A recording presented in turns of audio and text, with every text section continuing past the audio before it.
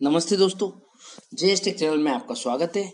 मैं हूं आपका ऑस्ट्रेलियन दोस्त हरजीत सिंह चौहान और आज हम लोक वाद्य यंत्र में तत्वाद्य यंत्र से लेकर कुछ क्विज पूछ रहे हैं जिसमें आरएस लेवल तक का आपके पेपर कवर किया गया है, जिसमें इसके अलावा बाकी आपके पुलिस और आपके वनपाल, वन रक्षक, रीट और किसी भी तरह के जो भी एग्जाम होते हैं पटवारी के, उन सब में तो ये क्वेश्चन आते ही आते हैं। तो ये काफी इंपॉर्टेंट रहने वाले क्वेश्चन आपके लिए। तो लोक वाद्य यंत्र के पार्ट 2 की क्विज ले रहे हैं हम। तो चलिए शुरू करते हैं। इसमें तारों द्वारा स्वर उत्पन्न होते हैं। इसके जितने भी आपके वाद्य यंत्र है उनके ऊपर ये क्वेश्चन बेस्ड रहेंगे। चलिए, पहला क्वेश्चन अब आपके सामने स्क्रीन पर। निम्न में से तत्वाद्य यंत्र के अंतर्गत नहीं आता है? कमाईचा, निशान, सतारा या दुकाको। और आपका टाइम खत्म। सही उत्तर है इसका सतारा। देखिए, मेरे ऑप्शन पढ़ने के साथ ही आखिरी ऑप्शन के साथ आपका टाइम शुरू हो जाता है। 5 सेकंड का रहता है आपके पास टाइम। चलिए अगला क्वेश्चन लेते हैं। निम्न में से वीणा का प्रारंभिक रूप कौन सा वाद्य यंत्र है? सारंगी, जंतर, इकतारा या रावणत्ता।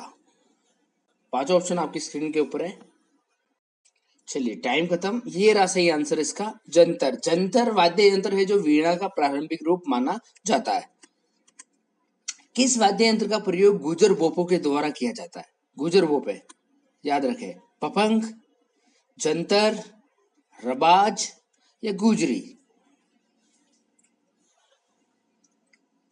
चलिए टाइम खत्म हो गया। इसका सही आंसर है आपके जंतर। जंतर वाद्य यंत्र गुजर बोपे बजाते हैं। अगला क्वेश्चन, किस वाद्य यंत्र को देवताओं का वाद्य यंत्र भी कहते हैं? रबाज,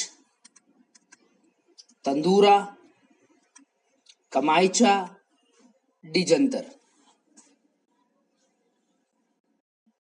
चलिए इसका सही उत्तर ये रहा जंतर। जंतर को देवताओं का वाद्य यंत्र भी बोला जाता है। क्वेश्चन नंबर 5 ले लेते हैं। जंतर वाद्य यंत्र में कितने तुम्बे होते हैं? A1, B2, C3 या D4। तुम्बों की संख्या पूछी जा रही है जंतर वाद्य यंत्र में।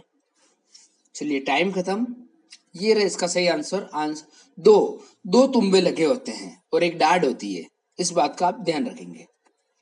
क्वेश्चन नंबर 6, जंतर वाद्य यंत्र का प्रचलन है किन क्षेत्रों की बात की जा रही है? मारवाड़ में, मेवात में, मेवाड़ में या ढूंढाड़ में।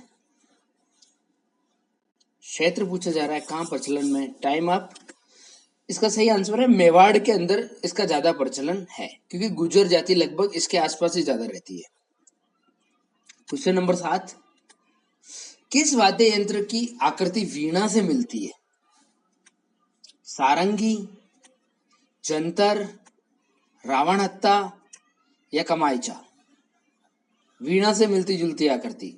ऐसा क्वेश्चन पहले भी आ चुका है।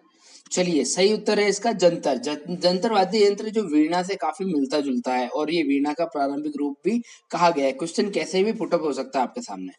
क्वेश्चन नंबर 8 ले लेते हैं अपन। बगड़ावतों की कथा वे देव नारायण के भजनों में किस वाद्य यंत्र का प्रयोग किया जाता है? देखिए, मैं हर टॉपिक को डीप से क्वेश्चन उठा रहा हूं आपके लिए, ताकि कोई भी क्वेश्चन आए तो आप उसे आसानी से क्रैक कर सके। पहला ऑप्शन है इसका कमाईचा, रावणहत्ता, पपंग या जंतर। अगर आपने टॉपिक को अच्छे से रीड करा है तो आप जरूर आंसर दे देंगे। चलिए इसका सही आंसर है जंतर। जंतर है जो गुजरों से रिलेटेड है, ये ध्यान रखना, मेवाड़ से रिलेटेड है और बगड़ावतों की कथा और देव नारायण के भजनों में इसका काफी उपयोग किया जाता है। तो ये गुजर से जुड़ी हुई बातें हैं और मेवाड़ से जुड़ी हुई बातें हैं, तो आप इसका अच्छे से ध्यान रखेंगे जंतर वाद्य यंत्र का। क्वेश्चन नंबर 9 ले लेते हैं। तत्वाद्य यंत्रों में सबसे सर्वश्रेष्ठ वाद्य यंत्र है? तंदूरा, सारंगी, जंतर या रावणहत्ता। चलिए समय समाप्त। इसका सही आंसर है सारंगी। सारंगी ऐसा वाद्य यंत्र है जिसको तत्व वाद्य यंत्रों में सर्वश्रेष्ठ वाद्य यंत्र की उपाधि दी गई है।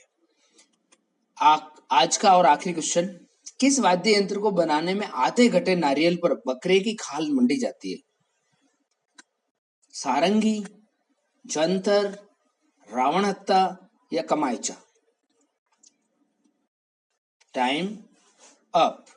ये रहा इसका सही आंसर, रावण हत्ता। रावण हत्ता भी वाद्य यंत्र है जिसमें आधे घटे नारियल पर बकरे की खाल को मंडा जाता है, देन उसका निर्माण होता है। तो ये थे आपके 10 वाद्य यंत्र से कुछ और 10 क्वेश्चन, जो आई थिंक आपको वीडियो काफी पसंद आया होगा, आपको अच्छा लगा होगा। अच्छा लगा तो लाइक शेयर सब्सक्राइब करना ना भूलें। मिलते हैं अगले वीडियो में। जय हिंद, जय भारत।